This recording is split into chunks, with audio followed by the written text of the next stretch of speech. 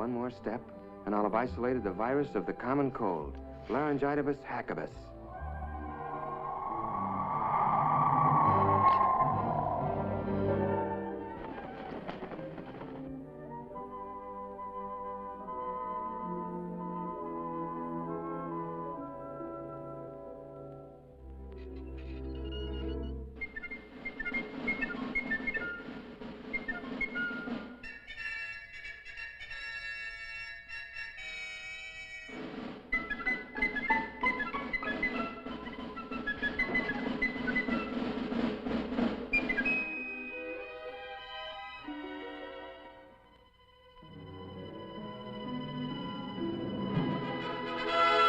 Elodium Fosdex, check. Anti-proton ballast, check. Prepare afterburners for blast off.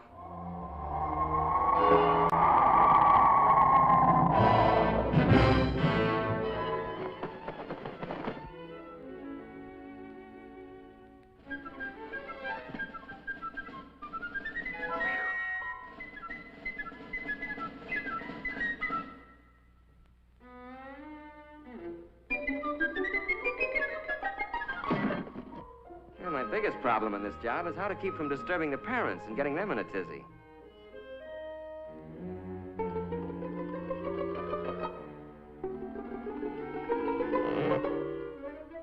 Rock-a-bye doggy in the treetop, when the wind blows, the cradle will rock.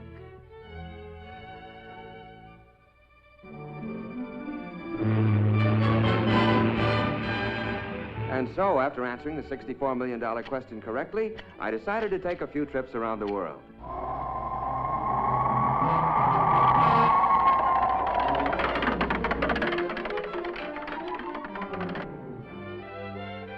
About time we threw a little light on the subject.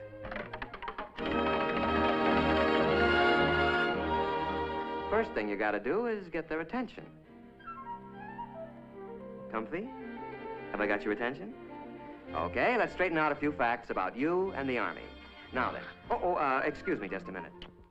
Rock-a-bye doggy in the treetop, when the wind blows, the cradle will rock. You know, Ralphie, it's a funny thing, but every high school senior I've ever known thinks that when he gets into the service, all his buddies will look like a bunch of lower Slobovians. Of course, there's always one exception. You. Actually, they're gonna be pretty much like the guys you're graduating with. Just plain old characters like Roy Robinson from Jefferson High in Portland, Oregon, Don Osgood from Page, Nebraska, Pete Willoughby, Los Angeles State College, Dick Martin from St. Peter's High in Worcester,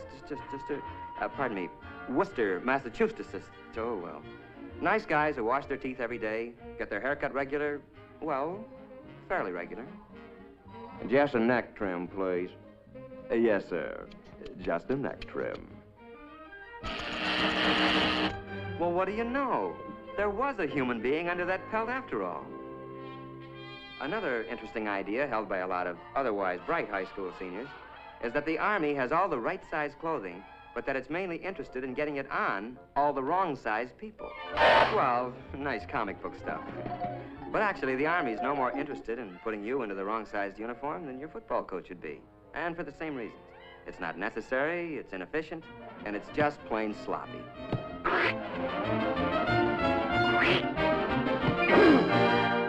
In other words, you'd be pretty useless to yourself or the team.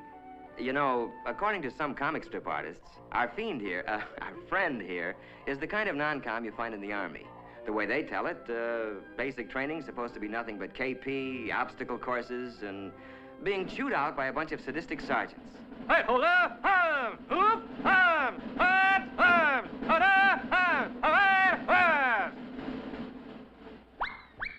As a matter of fact, the Army's not about to use inefficient comic strip non-coms or officers any more than it would use outdated or inefficient weapons. No, the non-coms you're going to get acquainted with in basic will be very capable guys, and they'll be there for just one reason, to help you. You'll get to know men like Paratrooper Sergeant Mike Culhane, Master Sergeant Johnny Broderick from Okinawa in Korea, Corporal Tommy Webster, a high school senior when you were a junior, Sergeant Rod McCullum. He carries the Congressional Medal of Honor. Look, as long as we're on the subject, let's take a look at basic training and find out what it's really going to be like.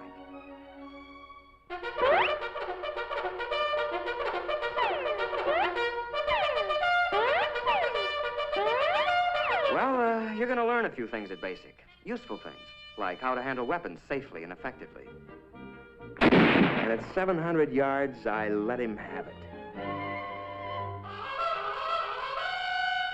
You're taught to use a compass, how to read a map. Very impressive stuff later to the girl of your dreams. You'll learn how to pitch a camp and how to give first aid. The sort of knowledge that other, people will respect someday. You're also going to develop muscles that'll be useful later. Some you didn't even know you had. But then, it's not a bad idea to keep in shape for recreation, like boxing, football, skiing, and other, sports.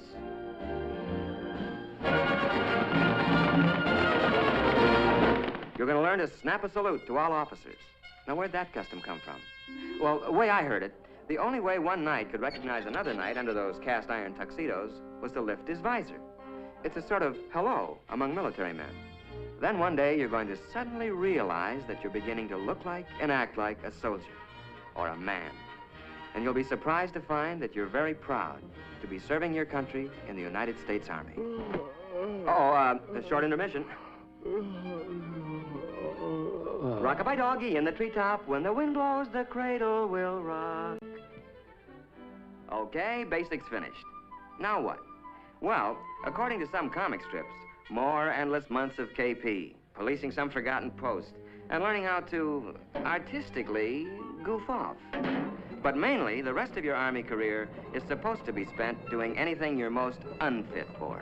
Humorous stuff, no doubt, but not good sense. Actually, the Army wants to send you where you'll be most useful and where you can serve the best. Where this will be is determined to a great extent by those interviews and aptitude tests you took in your first days as a recruit. So the chances are that... But wait, just a minute. Maybe you'd like to know before you start how you're going to spend your Army career. Maybe you'd like to choose the training you want and not leave it up to chance. If so, then the Army has a special deal you'll want to hear about. It's called Reserved for You. And in it, you pick the job training you want before you enlist. The Army then reserves that position in the world's finest technical schools until you complete basic training. And now, let's go back to those dreams of yours. How about laboratory work in the medical field? The Army has some of the finest laboratory facilities, technicians, and scientists in the world. Well, that's just one of 127 courses offered by the Army. How about that dream of working with rockets or atomic power? How about guided missiles? You choose it, the Army's got it. The only ticket you need to this program is one high school diploma. Sound good? Well, I can make it sound better. The whole deal is guaranteed by this letter, written to you by the Adjutant General of the United States Army. You don't sign anything until that letter is firmly in your hands. Fair enough? Let's see, adventure? Pick your branch. How about a real elite outfit? Armor. Tank Commander Phillips. Not bad. Travel? Man, you do ask the nicest questions. This is Paris, and it's no dream. It's solid, and it's yours. Ralph Phillips, USA. Sound pretty choice? Your local recruiter can fill in all the details. Today, if you like. But remember that you're going to look a lot bigger to the Army with that high school diploma under your arm. Oh, quick warning, though, Ralphie. You can only grab one of these special deals before you receive your induction notice. So why not call on the Army before the Army calls on you?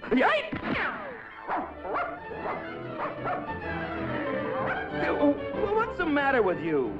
You gone nuts or something?